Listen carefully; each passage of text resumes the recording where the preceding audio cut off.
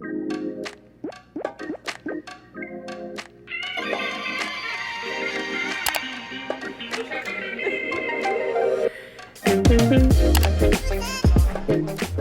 I'm Wren. Hi, I'm Angeline. Hi, I'm Nameera. And this is Operation Tomatometer. Welcome to Season 2, Episode 3 of Operation Tomatometer, Townsend Harris's very own TV and movie review podcast. This week, we are covering Don't Worry Darling, which has garnered much attention for all the wrong reasons. If you've been keeping up with the drama surrounding the production, it's very possible that you forgot the actual premise of the movie. So, if you haven't been being gaslighted by Chris Pines, then you know about Olivia Wilde's new movie, Don't Worry Darling. So, Don't Worry Darling is a psychological thriller in the 1950s. It follows Jack and Alice Chambers, played by Harry Styles and Florence Pugh, as they discover their idyllic suburban town is not as picture perfect as it seems.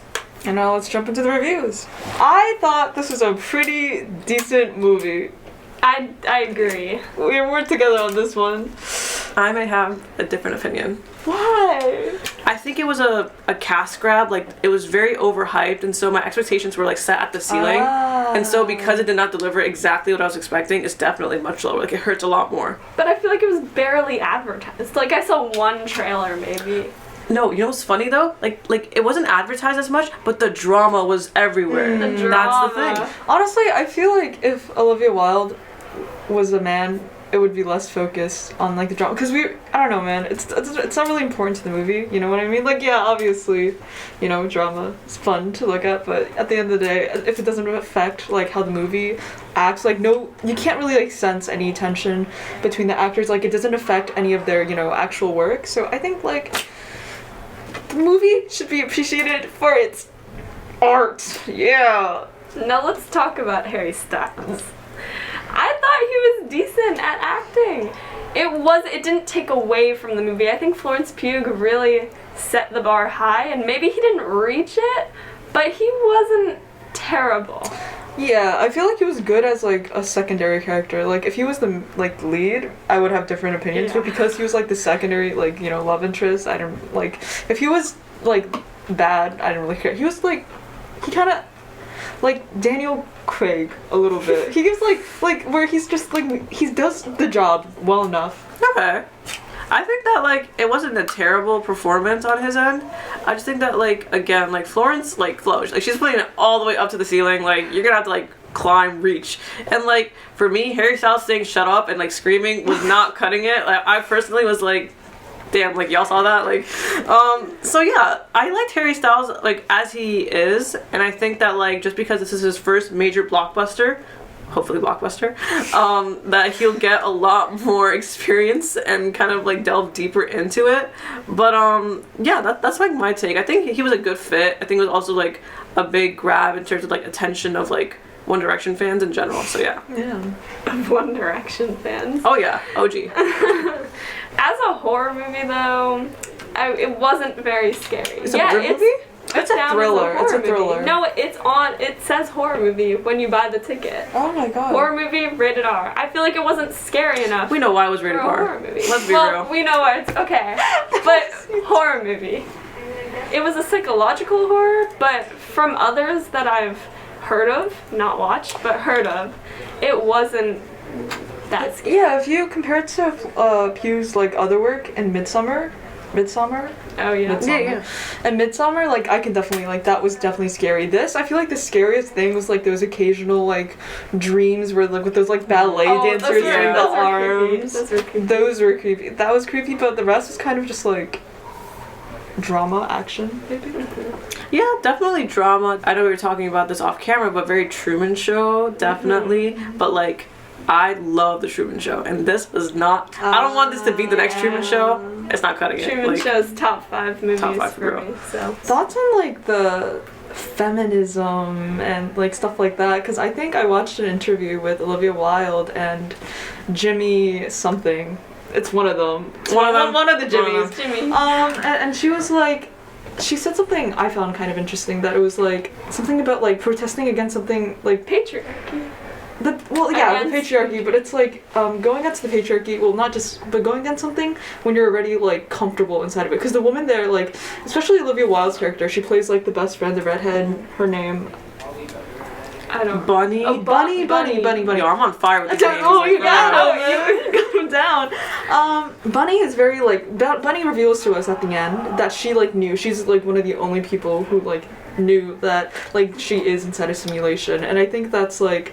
I don't know, that was just interesting how Olivia said that the movie was supposed to bring up like how people have to like protest against some sort of like social rule where they're somebody word this better Where for they're me. comfortable. Yeah. A world where they're comfortable and they have the power, but then they have to threaten to lose it, or that was not grammatically correct either. Like they're not happy, but like from the setup, like the beginning scenes, we see that there is like a certain degree of like comfort. Like they know this, like they're happy, they're yelling, there's like it's like this blissful ignorance, Follow up though, like how do you guys feel about Olivia Wilde being in her own movie, not just as like a cameo, but as a full blown like very important character? Like, like it's interesting when a director chooses to do that. Especially on a production like this, because that ties back into the drama. But like just in general, on like a film note, I'm just saying, like the movie we watched last week, Thor, Taika Waititi plays Korg, which is kind of a main character also, and he's the director. So I feel like it's not that uncommon, but this one, because of all the drama, was especially apparent. I don't think it took away. Like I knew Olivia Wilde the name, but not the face. So I was like, Yeah, same. I was like, oh, she played a character in her movie. That's pretty good. It's pretty awesome. I don't know. I didn't really feel like she was like trying to overshadow Florence, which I thought was good. Because, then that would have been a problem. Let's be real. Could she though? No.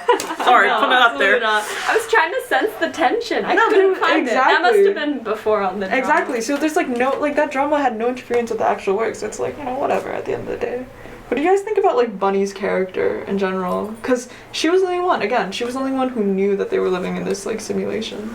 She definitely pulled through at the end. Like she threw that man off of Florence's like when she was trying to get away on the car. Like she really did that. So I appreciate her for what like she did.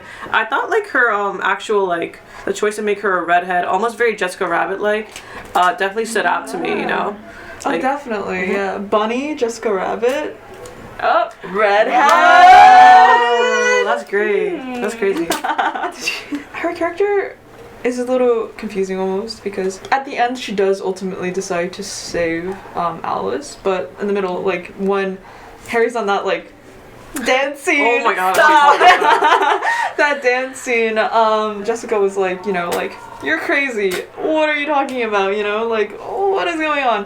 Which, but then there seems to be like some sort of like internal like change, which we don't get to see, but I guess, so like, why didn't it happen with Margaret? They said that they were a trio, Alice and Bunny and Margaret, but when Margaret was having problems, she just turned her back on her. I think it's mostly because like everyone saw what happened to Margaret afterwards, and so after like Florence killed her husband, Harry Styles, I'm sorry, I'm just naming everyone. But after she did that, like she wanted to kind of prevent what happened with Margaret, and that's why I think she made such drastic efforts for her to escape, Yeah, that makes sense. Thoughts on Harry Styles in that one scene of him like, can I say incel? I started laughing in the it was a horror movie. Wait, am I talking about the right scene? Yes, you Yes, are. yes, Yes, okay.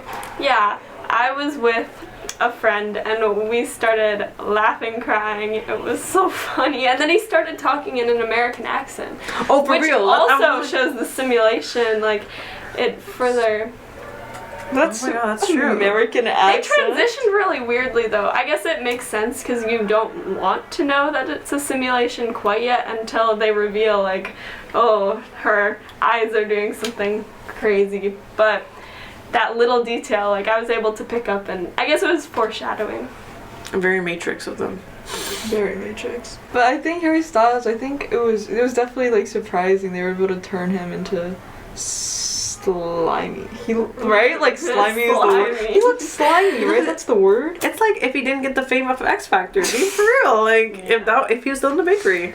The bakery? The bakery. He was a baker Have you before seen he, that video? like... He was a baker. Yes. So now let's think about our official Operation Tomatometer score. So I want to start off with a kind of lowish rating. Like, personally, I think like this movie is deserving of a 79. I have a lot of critiques of this movie. Also, just in general, I have a lot of like visual issues, which we'll get into. But Angeline? I think I'd give it a higher score because I had much more fun watching this movie and like paying attention to little details in this movie. Also, it was like very visually appealing, which is contrasting with what you just said. But to me, it was I don't want to say Wes Anderson because it's really not, but like the colors, love them. But I'd give it a solid 85. I'm kind of referencing what we gave for Thor last week. We gave it a 77, something like that. And I did enjoy this movie a lot more than that movie. So I'm going to agree with you and say 85.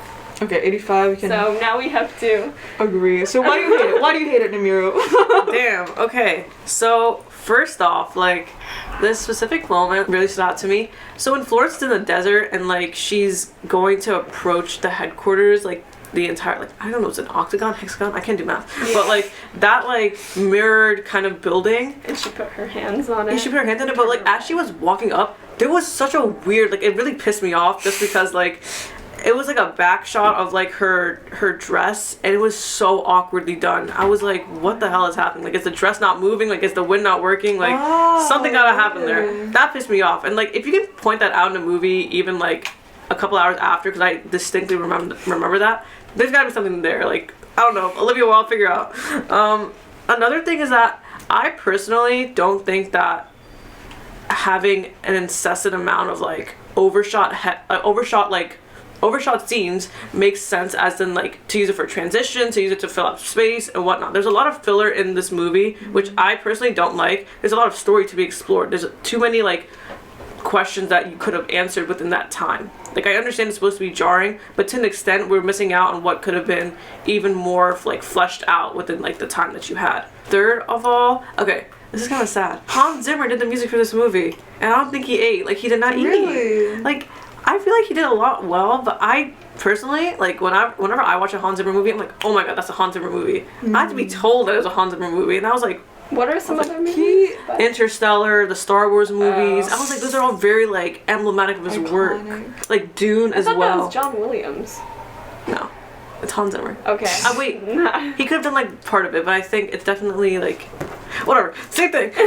Not same thing. Sorry. But like his work, like I feel like Olivia Wilde had everyone that she needed to have. She had the cast, she had the people, but I don't think that the execution was great. Okay, last kind of comment from me though. I love the costume design. I actually think that they really did like well with that, especially in that scene of like the award ceremony, I guess, when he was getting senior advisor, like he's getting that promotion. The whole martini glass thing, that was extravagant. That was crazy. That was extravagant. Like, I was just like, wow, like y'all really went all out. Like, I feel like that's very Great Gatsby of them, and I appreciated that. Yeah, and speaking on costumes and props and sets, like, it was so immersive. You had no idea that this movie actually took place in present day, I guess. So, I think it was... I definitely like the set. I enjoy the aesthetics of this movie immensely. I like the soundtrack. I'm a big fan of jazz. Okay. So when it, like, there are like little songs when I was like, oh, I know this one, you know, I was able to like, oh, but that's just me. So I can see also why, like, you know, Hans Zimmer, if like he produced the actual soundtrack, it could be a little bit underwhelming. But and one more thing about Chris Pine, right? Gemma Chan. Yeah, Gemma Chan. Gemma Chan played the wife, and at the end, she stabs him. And I thought that was like a really bad move. I don't know. I was like, but why did she choose? It left me like with more questions that they just don't answer. Yeah. It's like, why did she pick this one, like this time to like stab him? Like, is it because Alice is on the run? Like, why does that create some sort of like, you know, diversion? You know, why not when Margaret, like, you know, like what about that like caused her to, you know? She definitely knows, right? She knows about the simulation. So like what? Because then during the dinner party, she was very like, "You're Alice, you're a little crybaby. Look at Jack. You're ruining everything for Jack." Like, what changed, you know, within her to suddenly like flip? Like, oh, I was actually the mastermind all along, and I was controlling my husband. Like, you know, it's very like that's so true. I agree with that. It was very... I think it was like an act of feminism in the movie, because she's been seeing all of these women who were, well, not all of them, because I guess Bunny was not dragged in here, but like Alice was forced in here by her husband, and now she's trying to get out, and I think it's great that she decided to do that. But it feels out of place. Like, it was like a different movie. We don't spend that much on her character, but she seems just like Chris Pine's little like henchman. Not henchman, like in a way a henchman, right? Like Weapon. she does definitely weapon. Like every time, you know, one of the girls is like out, like she's almost like in control of like the social like atmosphere, Event, I would yeah. say, right? But anyways, going back to the score, you brought something out in me, and now I hate that. No, I'm kidding. But I can go a bit lower. I think I can settle at an 80. I am willing to do an 81 or 2. No honor. I'm fine with 81. 81? Okay, that's our Operation Tomato official score. 81. I think that about wraps up today's episode. Stay tuned for more Tomato-tastic content from Operation Tomatometer on Apple Podcasts, and check out the Classic and Classic Critic on Instagram and TikTok page at THHS Classic to see our bloopers, behind the scenes, and other cool projects we're working on. Let us know in the comments what you think. Thank you for watching. See y'all next week. Bye. Bye.